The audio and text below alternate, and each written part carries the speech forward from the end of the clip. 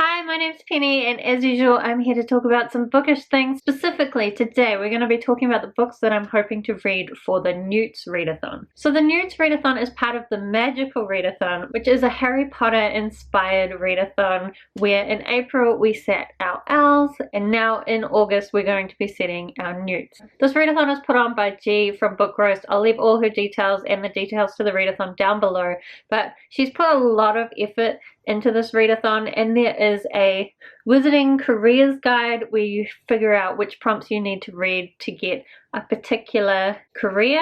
Now, as a Slytherin, I'm quite ambitious, so I'm going for becoming an alchemist, and I actually read a few books in the last month that were all about alchemy, so now I'm really committed to becoming an alchemist.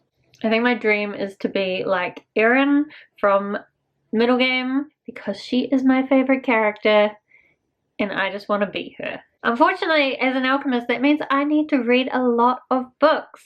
I need to get an E in ancient runes, an E in arithmancy, an E in herbology, an E in potions, an E in transfiguration, and also just an O in astronomy.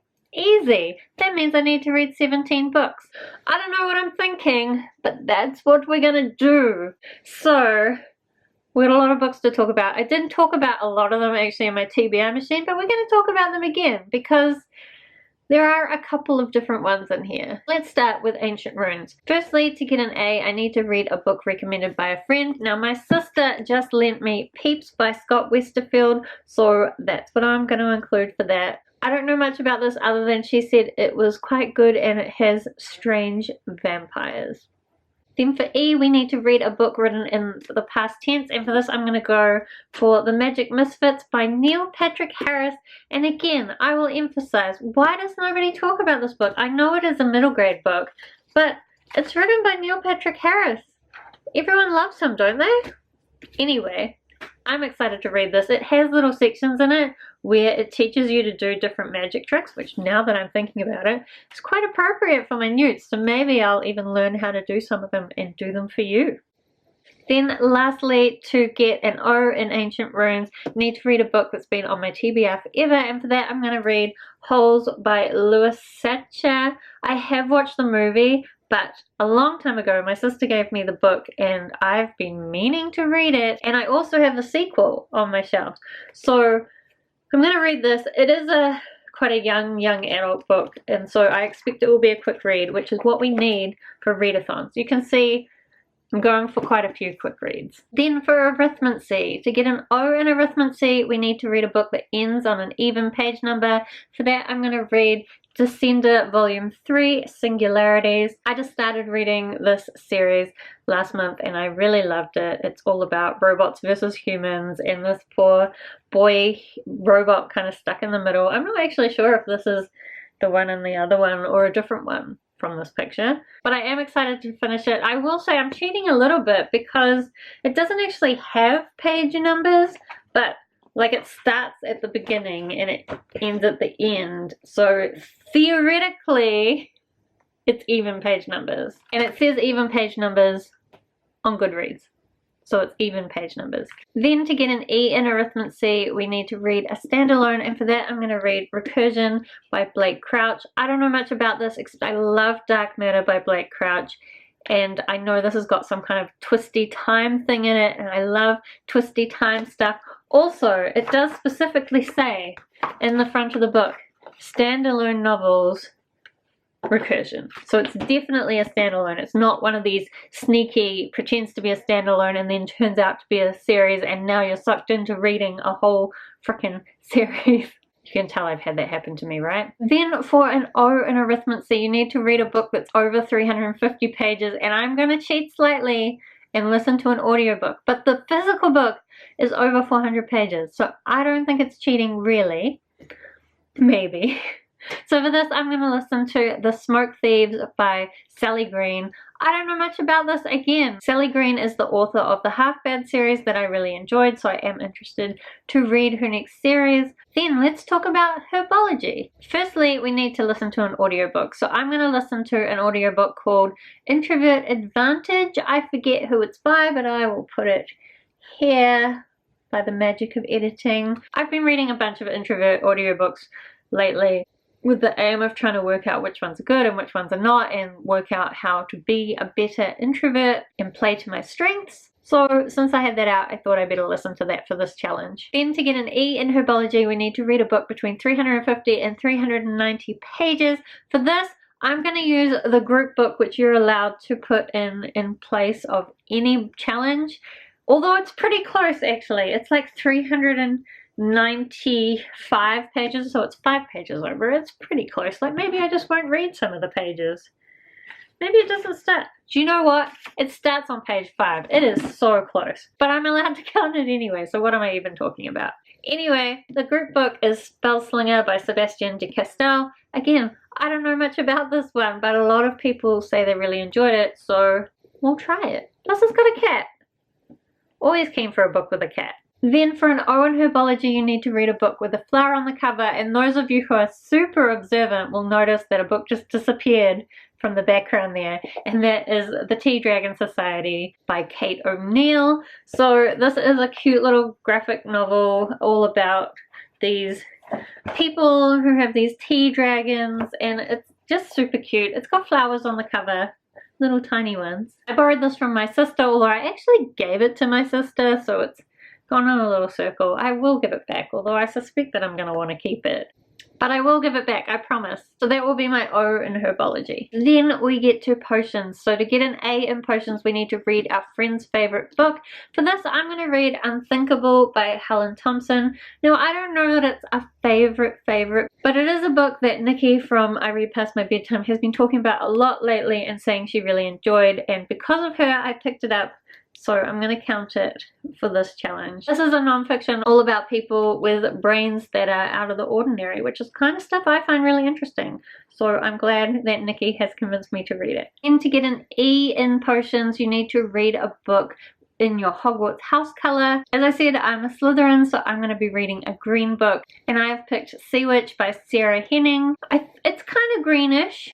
I wish it also had silver on it, but I couldn't find anything. But it is appropriate because Slytherins are all about the sea and sea creatures and mermaids, especially scary ones. And I believe this has some scary mermaid type things in it. I think it's like a Little Mermaid retelling, except it's like the story of the Little Mermaid's parents or something.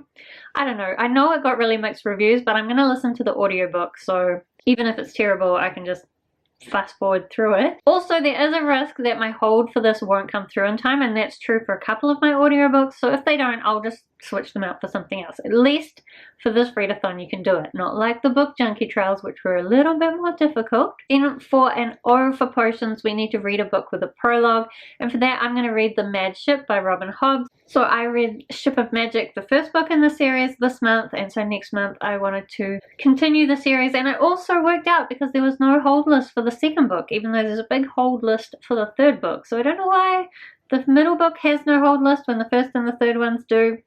I guess I just got lucky. Or maybe it's because I took so long to read the first book that I stopped people from getting to the second book. So this is a series all about these different families that own these live ships, which are ships that when 3 generations of the family have died, the ship gets its own consciousness. And there's a whole bunch of politics and craziness going on around these ships. And I checked, I found a contents page of the book and it says that it has a prologue. So it gets me my O in potions. Then we get to Transfiguration, which I think is probably my favorite class. So firstly, we need to read a book with LGBTQA+ representation. For this, I'm going to be reading the 4th volume of Rat Queens. I started reading the Rat Queens series a little while ago, and then I kind of stopped for some unknown reason. I do really like it, but I know the art style changed, and it has been a while, so I've kind of forgotten what was going on. But we're going to try and get back into it. Also, graphic novels are really good for readathons, so I purposely searched some out. So Rat Queens is kind of the story about this group of women that are brawlers. They get in a lot of trouble. It's strange but fun. There's some really cool characters, including some LGBT characters that have different relationships going on. Then for an E in Transfiguration, we need to read a book that's not the first in a series. Now, what I have here is the first 3 volumes of Full Metal Alchemist. So it's all 3 volumes wrapped up all together. I'm only counting the 2nd volume, and I guess the 3rd one, for this challenge. I tried to fit the first into a different challenge, but it hasn't worked out. So it's kind of not quite right, but still, that's what we're doing. I will also actually be reading some more of Death Note, which I'm going to borrow from my brother, so potentially I could swap that out with Death Note. Regardless, I'm going to be reading some manga for the Newts. Then lastly, for Transfiguration, we need to read a book that's over 500 pages. And for this, I've got this beast. This is going to be the book I have to read at the start of the month because it is going to be due back at the library. I suspect I might end up with some overdue fines for this because I don't know if I'm going to be able to get it back on time, and I don't want to go back on the hold list. So we're going to be reading this. Ooh, it's too heavy to hold. So this is 1,000 pages. It's possible I might manage to start this before the month starts, and I'm not going to feel guilty about that because I will definitely still be reading over 500 pages during the Newts, and a head start would be nice when it's this. And I can't tell you much about what this is about. It's just Brandon Sanderson, epic fantasy, amazing world building, complex magic systems, war and conspiracies and battles and craziness. If you've read Brandon Sanderson, then you would know what to expect from this. If you haven't read Brandon Sanderson, this is a terrible place to start. Please go and find something easier. Okay, now astronomy, where I luckily only need to get an E, which makes things a little bit easier, although I actually think I might end up reading a few extra books during the month, in which case I'll try and get myself some extra exams. But to get an A in astronomy, I need to read a book that has moon in the title or on the cover, a picture of a moon on the cover. And for that, I have picked Descender #2. You might have guessed this was coming because how could I read #3 if I've only read #1? But this volume is called Machine Moon, so it counts for that. And then lastly, to get an E in astronomy, we need to read a book with night in the title or in the series title. And for this, I'm going to read The Winter of the Witch by Catherine Arden. So this is the 3rd book in the Winter Night series, so that's how it counts. And I read the first book, The Bear and the Nightingale, and then the 2nd book, The Girl in the Tower, in the last few months. To be honest, I didn't really like it, so in this case, I'm going to pick up the last book in audiobook and see if I like that better than reading the physical version. Also, it should help me to just finish that series off in a way that's kind of easier. Audiobooks don't always end up being easier, but in this case, I think that's what we're going to try. So that is a lot of books, but honestly, other than Words of Radiance, I'm not that worried about it. I think it's completely achievable. I just think that Words of Radiance is going to kill me right at the beginning. But I'm super excited to read it and see what's going to happen next. Like recently, Cody from Cody's Book Corner read it and she really loved it, and so that made me really excited to pick it up. It's just not a really good book for a readathon. So if you are doing the Newts, let me know. We can say hello in the school grounds and support each other through our exams. Or otherwise, if you have read any of these books, I'd love to hear whether you think I'm going to like them, and you can check in at the end to see how I went with them. Otherwise, thank you so much for watching. I hope you're having a wonderful day, and I will see you next time.